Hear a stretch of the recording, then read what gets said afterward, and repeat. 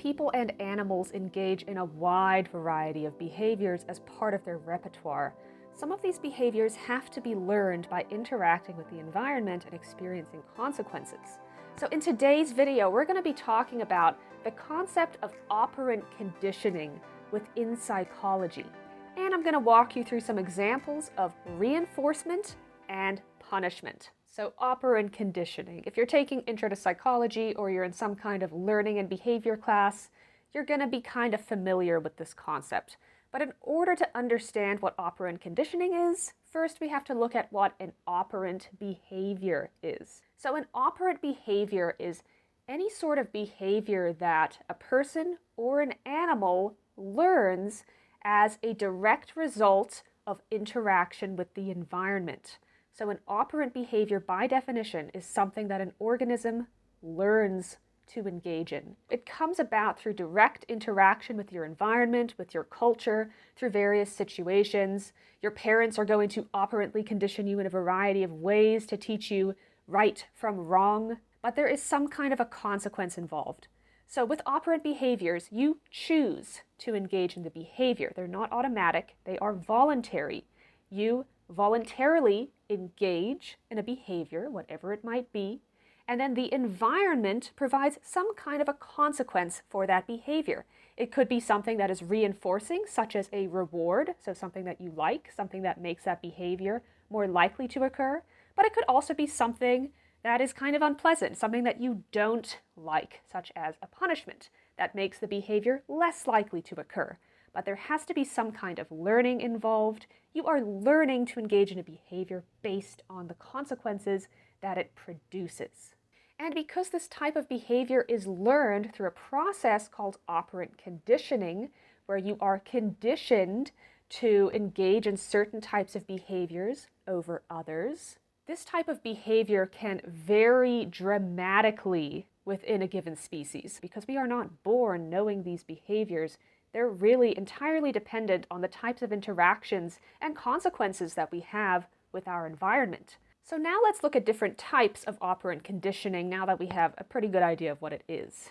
There are two main types of operant conditioning, which are reinforcement and punishment. And we're going to look at examples of both of these different things. So within each of these categories, we also have two subcategories, positive and negative. And people often get confused as to what these two things mean, so I'm going to make it really simple for you by describing each type of operant conditioning along with a couple of examples. So reinforcement is any consequence that is inherently rewarding for the person.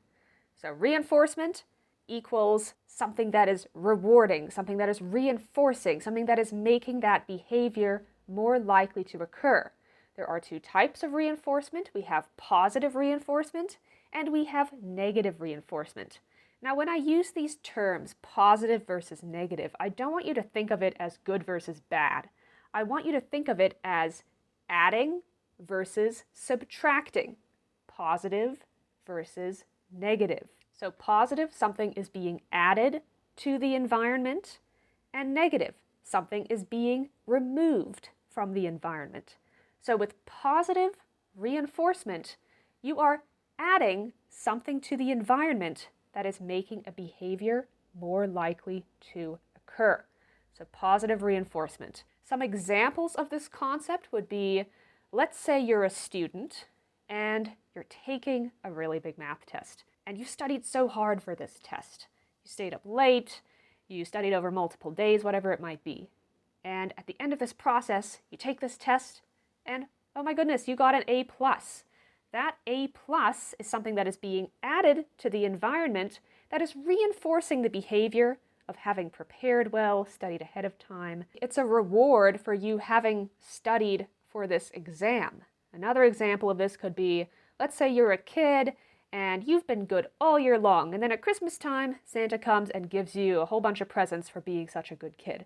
In this example, the environment is introducing this stimulus, right, this reward of lots of presents at Christmas time, which is making the behavior of being good all year long more likely to occur. So you're introducing something into the environment that is making a behavior more likely to happen. Now let's look at negative reinforcement, and this is the one that people get confused with a lot. People seem to think in the media, in television, that negative reinforcement means punishment. It does not, okay? Remember, reinforcement is always when a stimulus is making a behavior more likely to occur. And negative means that we are removing something from the environment. So in the case of negative reinforcement, we are removing something unpleasant from the environment that is going to reinforce a behavior or make it more likely to happen in the future. So an example of this would be, let's say you are a parent of a newborn. We know that newborns cry a lot. So let's say your baby is crying. Oh my goodness, what an unpleasant stimulus. You as the parent might go up to your baby and pick them up and start giving them attention, maybe playing with them, soothing them, whatever it might be. That behavior could then be negatively reinforced by your child, your newborn baby, ceasing to cry. So this unpleasant stimulus of your baby crying is being removed. So that's the negative component.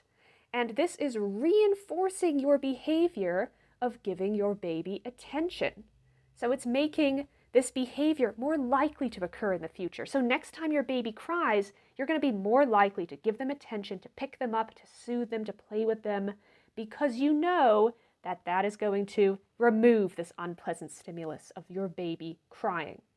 Another example of this could be, let's say you're wearing a really itchy sweater, and this sweater is just so uncomfortable. So what do? You take off the sweater, you go change your clothes.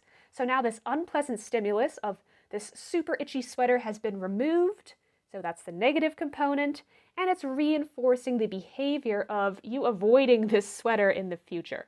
So you're not going to wear this sweater again. That behavior is now more likely to occur. Now let's look at punishment. So the same rules apply for punishment when it comes to positive versus negative punishment. So if something is positive, it means we're adding something to the environment. When something's negative, we're taking it away. With the concept of punishment, this is any consequence that makes that behavior less likely to occur. So with reinforcement, that consequence makes the behavior more likely to occur. With punishment, it's the opposite. It makes the behavior less likely to occur. So with positive punishment, you are adding something to the environment that is making a behavior less likely to occur. So you're introducing some kind of an unpleasant stimulus to the environment as the consequence of an action. So let's say that you have a kid that is throwing this mega tantrum. How awful, right? You have to introduce some kind of a punishment in this situation to make that behavior less likely to occur. So let's say that as a punishment for acting out, you give the child a whole bunch of chores that they have to do throughout the week. Bunch of extra chores, right? That sounds pretty unpleasant. So here you are introducing the consequence of doing more chores that will make the behavior of throwing temper tantrums less likely to occur in the future. So positive punishment. Another example of this could be, let's say you have a wild animal and you get too close to that animal and it ends up biting you, right? You were a little bit too reckless. In this example, that bite is positive because you're introducing something into the environment. There's some kind of a consequence being added, and it's going to make the behavior of approaching a wild animal too recklessly less likely to occur in the future. So once again, positive punishment. With negative punishment, you are removing something from the environment, some sort of desirable outcome. You're taking that away, hence the negative part. And this consequence will make a behavior less likely to occur, hence the punishment part. So let's go back to that example of your child throwing a temper tantrum. Instead of introducing chores, which would be a positive punishment, you could instead decide to ground them. Take away their privileges. No TV time, no computer time, no cell phone time, and guess what? You can't see your friends. You're taking all of these desirable things away. So since you are removing things from the environment, that would constitute negative.